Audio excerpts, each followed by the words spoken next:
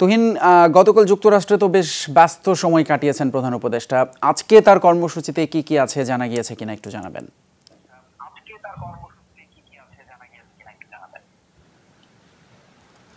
উনি খুবই ব্যস্ত সময় পার করেছেন, তবে প্রধান যে চ্যালেঞ্জ ছিল সেই চ্যালেঞ্জগুলো কিন্তু তারা সফলভাবে উতরে উঠেছেন। এই জন্য বাংলাদেশ শিবিরে বেশ তাদেরকে খুব স্বস্তিতে দেখছে, কারণ এবারের অধিবেশনটি প্রথমবারের মতো দায়িত্ব নেওয়ার পর প্রথমবারের মতো ডক্টর মোহাম্মদ ইউনূসের অধিবেশন এবং অন্তর্বর্তীকালীন এই সরকারের একটি অধিবেশন।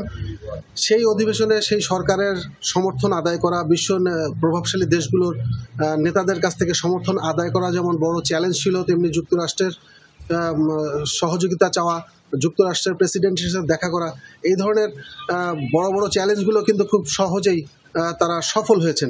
এলো ভিশন মুশকিল আসান অফার। যে কোনো ব্র্যান্ডের পুরনো ফ্রিজ নিয়ে চলে আসুন ভিশন শোরুমে আর নিয়ে যান নতুন ভিশন ফ্রিজ 20% পর্যন্ত ছাড়। সে কারণে বাংলাদেশ শিবিরে যথেষ্ট স্বস্তি আমরা দেখতে পাচ্ছি। এমনকি আজকেও পাকিস্তান গুরুত্বপূর্ণ একটি দেশ, পাকিস্তান এবং সাউথ আফ্রিকা, তাদের সাথে দ্বিপক্ষীয় বৈঠক আছে, তাদের সাথে একান্ত সাক্ষাৎ করবেন ডক্টর মোহাম্মদ ইউনূস এবং তাদেরও সমর্থন আদায় করবেন। কারণ পাকিস্তানের বিষয়টি অত্যন্ত গুরুত্বপূর্ণ এই জন্য যে ভারতের নরেন্দ্র মোদী প্রেসিডেন্ট জো বাইডেনের সাথে দেখা করেছেন, তাদের পররাষ্ট্রমন্ত্রীর সাথে আমাদের পররাষ্ট্র উপদেষ্টার বৈঠক হয়েছে।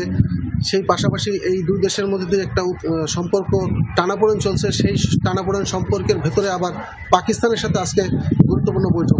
যদিও আমেরিকান প্রেসিডেন্টের সাথে বৈঠকটি অত্যন্ত সফল হয়েছে বলা যায়, সেই সূত্রে পাকিস্তানের সাথে বৈঠকটি নিয়েও অনেকের একটু বাঁকা দৃষ্টি আছে আমাদের এই ডক্টর মোহাম্মদ ইউনূসের দিকে।